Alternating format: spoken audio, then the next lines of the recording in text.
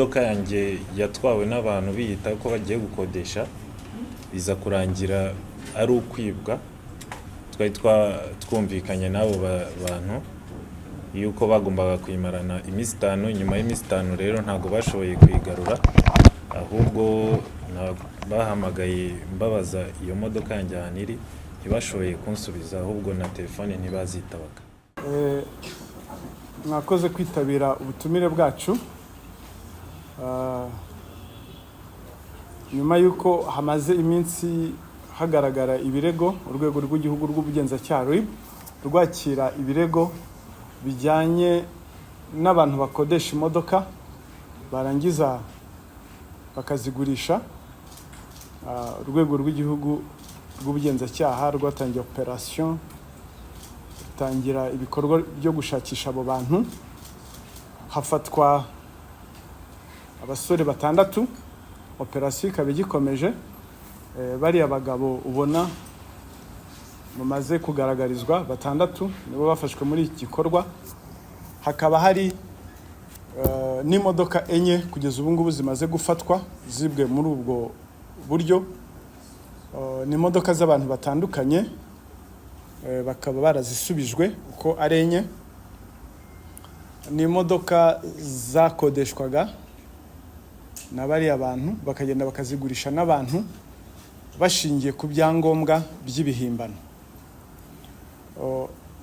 Abafashwe rero ko ari 6, umwe yitwa Ngoga John, akaba ari we master planner, akaba ari umuyobozi w'iyi groupe y'abantu kagatsiko,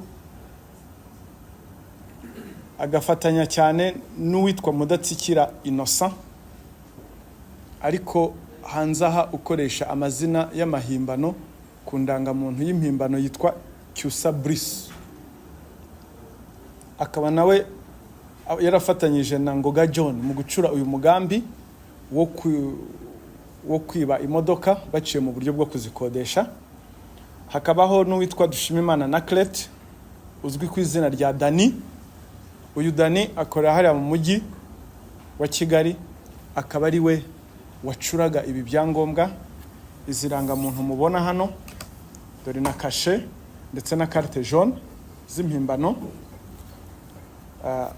Akaba ari wabicuraga yifashishije imashini. Hakaba n'uwo bita niyo nagize Damien, uyu we yagendaga agakodesha imodoka ku mazina nawe y'amahimbano. Ibyo byose ni mu rwego rwo kugira ngo bahishire uyu mugambi wabo. Iradukunda Jean Marie Vianney, uyu nawe akaba yaragiranaga amasezerano y'ubukode na nyiri imodoka. No kuvuga ngo muri ya gahunda yabo hariho ukora amasezerano na nyiri ubukode ukodesha imodoka, hakabaho n'ujya kuyigurisha mu rwego rwo kugira ngo basibanganye ibimenyetso.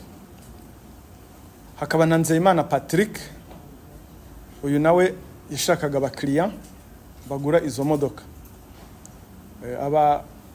Bakaba barafatiwe mu bice bitandukanye ndetse mu bice bitandukanye by'igihugu.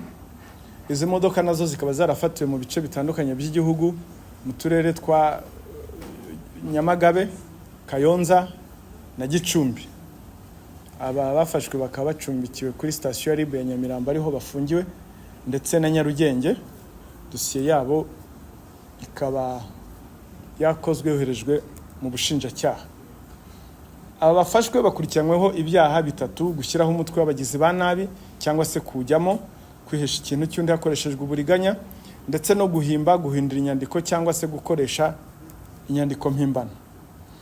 Iyo bavuze rero nk'iki cyaha cyo gushyiraho umutwe w'abagizi ba nabi cyangwa se kujyamo, iyo tubivuze mu buryo bw'amategeko, ni icyaha giteganywa n'ingingo ya 224 y'itegeko riteganya ibyaha n'ibihano muri rusange, aho rivuga ngo umuntu wese urema umutwe ugamije kugira nabi abantu cyangwa se kugira nabi iby'abandi, ibintu byabo, hatitawe ku mubare waba wugize cyangwa se umutwe igihe uzamara.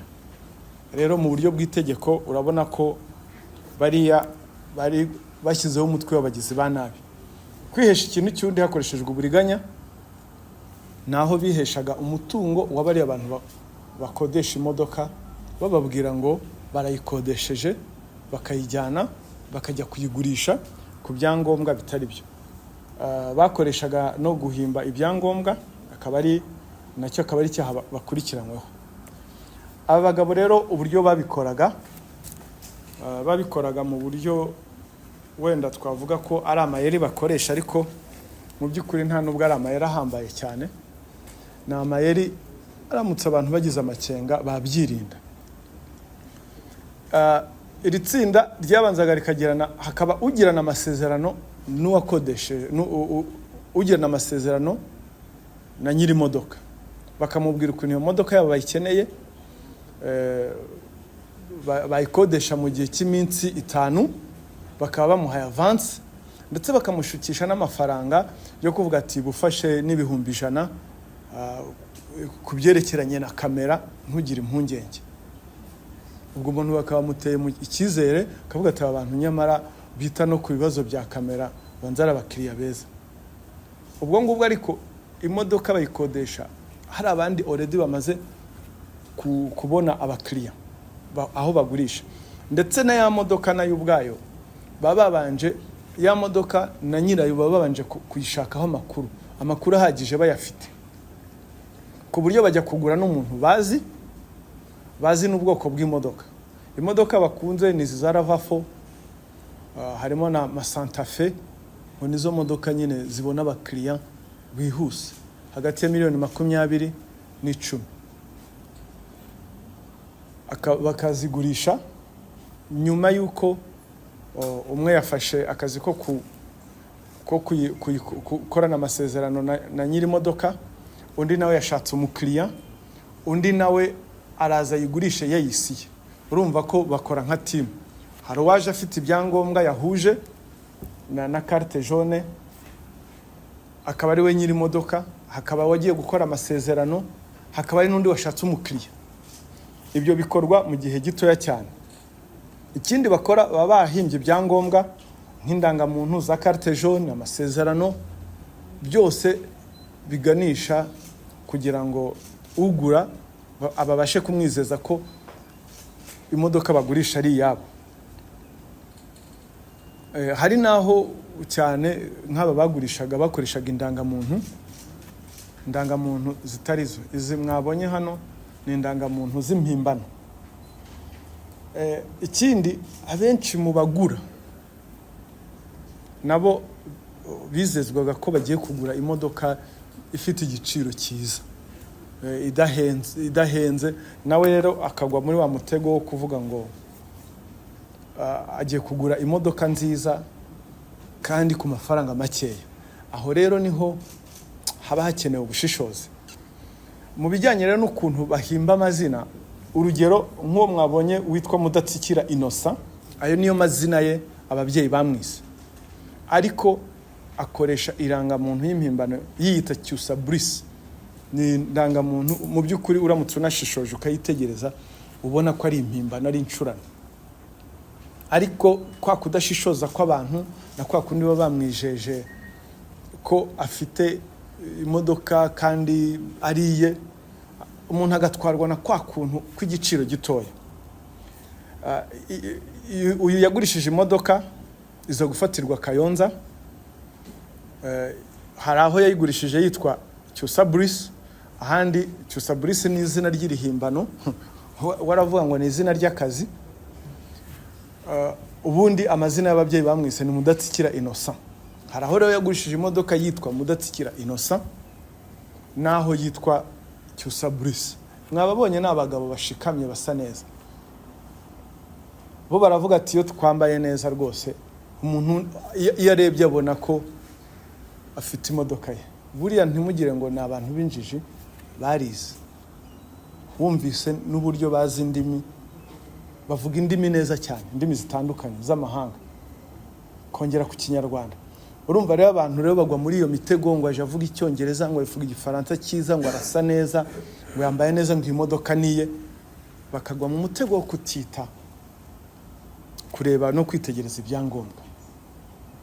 Nzeyimana Patrick niyo mazina ye, nawe yagurishije imodoka igicumbi yiyise Ndaribitse Isaac.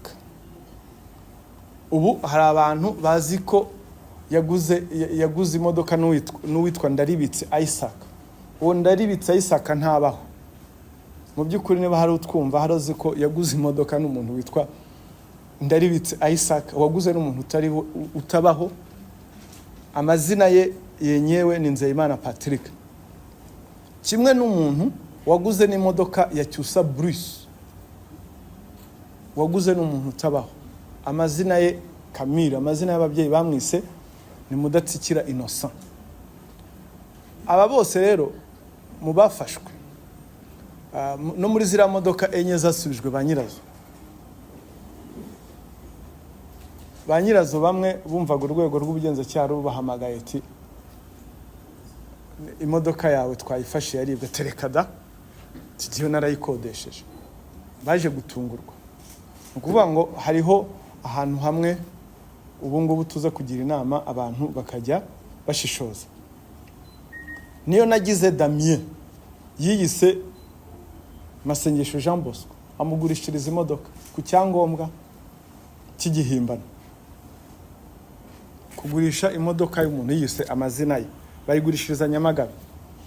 Aba bose rero aya n'Amayeri bageragezaga gukoresha kugira ngo badafatwa. Ejo bakagurisha imodoka biyise amazina, ejo ni Cyusa Bruce, ejo ni Mudatsikira Innocent, ubundi ni Nzeyimana Patrick, ubundi Ndaribitse Isaac. Ayo n'Amayeri yose bagendaga bakoresha. Rero ibyaha bakurikiranyweho ni byaha bitandukanye, bifite ibihano bitandukanye nabyo. Icyaha gitoya gihanishwa igihano cy'imyaka 2, ikinini gihanishwa igifungo cy'imyaka 10. Ubwo ubucamanza nibwo buzagena igihano bazabaha bitewe n'ibyaha bazaba babahamije. Ubutumwa turatanga ubutumwa bwa mbere turabugenera abantu bakodesha imodoka. Abantu bakodesha imodoka turabagenera ubutumwa mu buryo bwa rusange. Twavuga ko bagomba kugira amakenga. Iyo tuvuga amakenga hano ni ugushishoza, nta kindi tuba tuvuga. Gushishoza niko kugira amakenga, nicyo dusaba abantu. Ntabwo umuntu uje akubwira imari ishyushye, uje akubwira igiciro gitoya ujye wibaza ariko umuntu impuha mfitiye n'izihe. Barasabwa kugira amakenga mbere yo guha umuntu imodoka yawe ngo ayitware. Banza umenye uyihaye, umenya aho ataha, ndetse uverifiye n'ibyangombwa. Kuko twabonye ko agera cyakagukubita karanga muntu, ufite uburenganzira bwo gufata yaranga muntu ukayitegereza. Kuko imodoka ni yawe, ukayiha umuntu uzi, ndetse ukamenya naho ataha. Kuko twabonye ko aba bantu babikora. Si ubwa mbere abantu bakodeshejwe imodoka, abantu bagakodesha imodoka bakajya kuzikoresha ibyaha. Si ubwa mbere twicaye hano tubivuga. Muzi Abasore bigeze gufatwa bakodeshaga imodoka bakajya gusambanyirizamo abakobwa, bahuriye nabo ku kintu bita Tinda, ya app yitwa Tinda. Murabyibuka abakodeshaga imodoka bakajya kuzibisha. Babasore bicaga imodoka bakongera bakazikora, bagakoresha imodoka bakajya kuzibiramo ibintu. Murabyibuka ibyo byose. Turasaba abantu bakodesha amamodoka yikanywa n'utwo dufaranga gushukisha. Kuko gukodesha imodoka umuntu akajya kuyikoresha ibyaha niwe wa mbere ukurikirana. Uriya muntu aramutse abuze byakugora cyane kuvuga ukuntu iyo modoka yafatiwe mu byaha ntaho uhuriye nayo. Akodesha imodoka akajya kuyikoresha amagendo, akajya kuyitwaramo ibintu bitabaho. Rero bagira amakenga ujye ukodesha imodoka udashingiye ku mafaranga ngo yagushukishije, ubanze umenye uyikodesha uwo ari we. ikindi noneho rero abagura imodoka nka bari abantu baguze imodoka izo enye, hari n'izindi zigishakishwa, ubu ngubu barahombye, baguze n'umuntu utariwe. Kwirinda rero ibihombo nk'ibyo ngibyo, amafaranga n'ayawe ugiye kugura, nta kintu cyo kugushyushya ngo imari itagucika. Ibintu ngo dutomboye imari ishyushye nibyo bibata mu gihombo nk'iki ngiki. Hari n'abandi bafata za modoka zikagenda zigashyirwa muri rambere, ugasanga imodoka yawe bayishyize muri rambere kubera ko wa muntu yayitanze nka rambere ngo arashaka amafaranga ashingiye ku byangombwa nk'ibi ngibi. Umuntu akodesha imodoka akagenda akayikubita muri rambere bagafata amafaranga bakagenda. Ibyo nabyo ni ibintu abantu bagomba kwitondera. Ugomba kumenya amakuru y'imodoka yawe ya buri munsi, kukubwira ngo iyi modoka ni imodoka nzima, ni imodoka mbonye. Ese kwemera imodoka ngo ijye muri rambere utanga amafaranga, cyangwa se kwemera ngo waguze imodoka, ibyo ni ibibazo cyane aba bantu bagwa mu gihombo. Ukuvuga ngo niba ugiye kugura imodoka, menya niba ugura na nyirayo ufite, kuko amafaranga n'ayawe, ubanze una verify muri Rwanda Revenue umenye uyigurisha niba nyirayo koko. Icya kabiri, wowe nk'umukiriya amafaranga n'ayawe urihutishwa n'iki? Cyane ibi bintu byo kujya muri rambere ugatanga imodoka bitera igihombo nk'iki ngiki. Mu by'ukuri turashimira abaturage cyane bagize uruhare muri ibi bintu mu gufata izi modoka. Turashima ubufatanye bwabo, tugumye dufatanye mu kurwanya ibyaha, ariko tunagaya cyane n'aba bantu. Mwabonye aba bagabo n'abagabo bubatse, ubu imiryango yabo cyangwa se n'ababazi muri quartier bari butungurwe, ariko bafatiwe muri ibi bikorwa byo kwiba imodoka. Turagaya cyane abantu. Iki gihugu gitanga amahirwe mu buryo bufatika, ariko nta bintu byo kuvuga ngo ugiye mu bujura. Gitanga amahirwe yo kwihangira imirimo.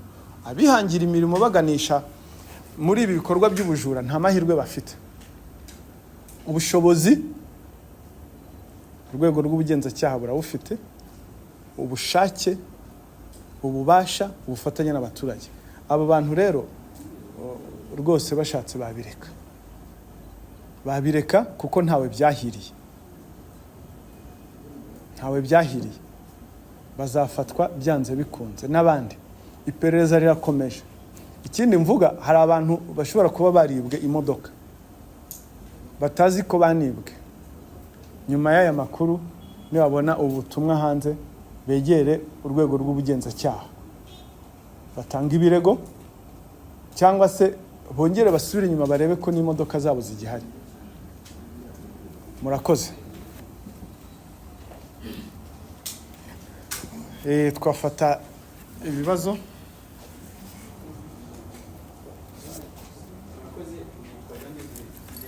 Kugaragara kandi waragaragaye. Hari dushingiye wenda dufashe n'ingero za vuba, nk'abo duherutse kwerekana muri buriya bujura, bari abantu batekeraga imitwe abacuruzi. Ngira ngo twari turi muri iki cyumba. Nyuma yo kuberekana, hari abantu twakiriye amakese menshi cyane y'abantu bibwe, ariko bari barabuze ngo ninde wanyibye.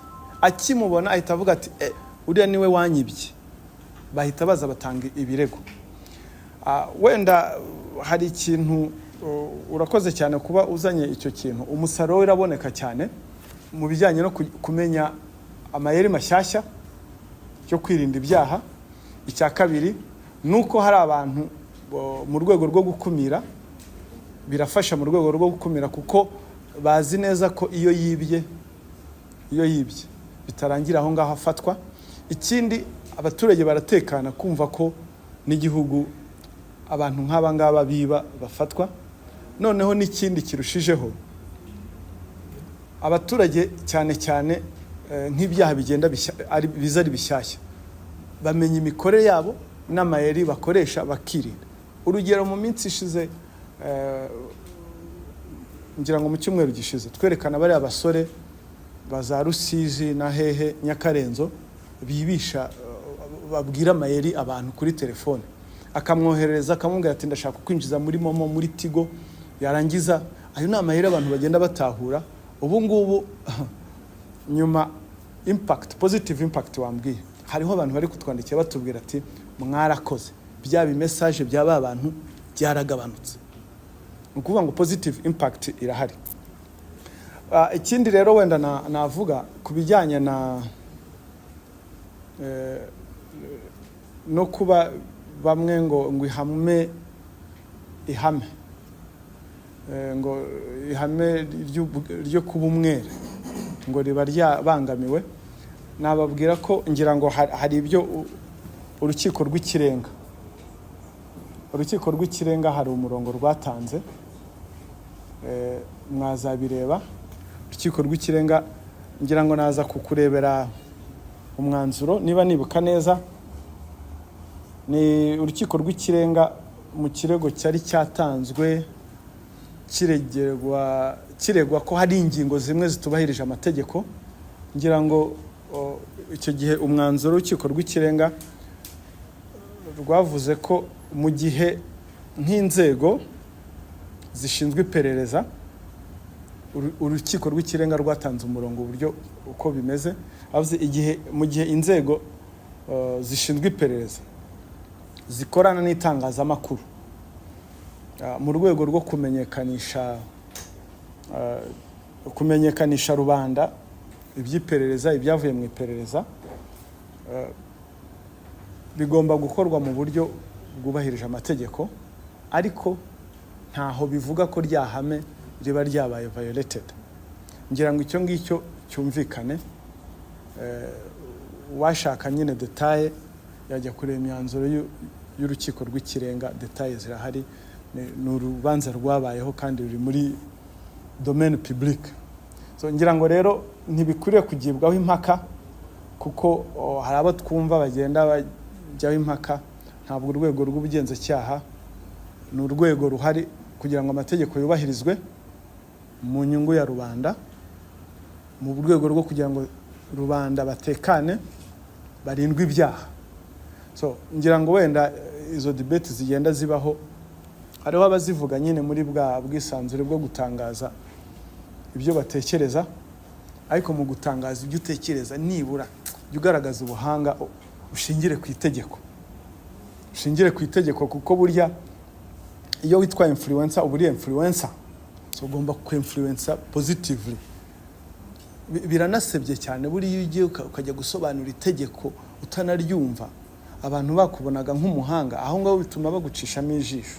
Ntabwo ari ngombwa. Rero ni byiza ko nukora debate ku mategeko ushobora gushaka reference, ushobora no kubaza umunyamategeko akakugira inama mbere yo gutegura cya kiganiro, aho kugira ngo ujye kuvuga ibintu tumva kandi witwa influencer. Sibyo? Murakoze cyane. Murakoze. Nitwa Yafashe Isango Star. Mu bihano twumvise bigenewe bareba banasobanura n'ibyaha, nta gusubiza igiciro cyangwa amafaranga bagushije izo modoka biri. Ubwo umuntu rero yiguze azi ko ibyo byangombwa ari ibyanyabyo, ko nta buhanga w'umuturage bisanzwe bifite bwo kureba niba ibyangombwa ari byo cyangwa atari byo. Ubwo ntibazabigenderamo bari baraguze izo modoka. Reka wenda mbanze ngusubize. Buriya umutekano w'ibintu by'umuntu ni inshingano z'umuturage bwa mbere. Niba waragize ubushishozi bukeya ukagura ikintu n'umuntu utari nyiracyo, ingaruka byo ziraza. Ariko hari inzira z'amategeko ziba zarateganyijwe. Bazaregera indishyi kugira ngo amafaranga yabo asubizwe. Ibyo nabyo amategeko yaba yarabiteganyije. Yego.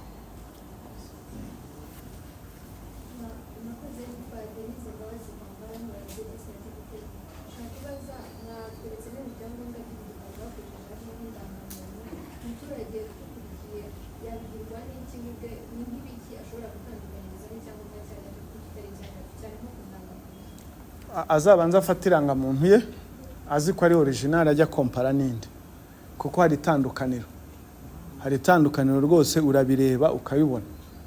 ndetse no gushidikanya kuki utabaza wirebera ku indangamuntu erega bazana aho uwo muntu atuye umenye ubaze n'abamuzi ntabwo birangirira ushobora no kuba ufite irangamuntu ariko ari umuntu nawe udafite adresse izwi ibyo nabyo ni ikindi kintu ugomba kwiga ukuvuga ngo kugira amakenga ntibirangira kureba ku irangamuntu gusa menya aho atuye umenya aho wamubariza umenye nabo wamubaza personne de référence sibyo ntitwajya dufata abaturage ngo twumve ko ari abantu bari fragile batazi ibintu bari inshingano zabo gucunga ibintu byabo kuko ingaruka nibo zigeraho bwa mbere so ni byiza rero ko nabo bahugurirwa ko bagomba kujya bafata iya mbere basuzuma kuko amafaranga n'ayawe igihe ugiye kuyatanga ugomba kumenya uyahaye sibyo ukamenya uwo muguzi.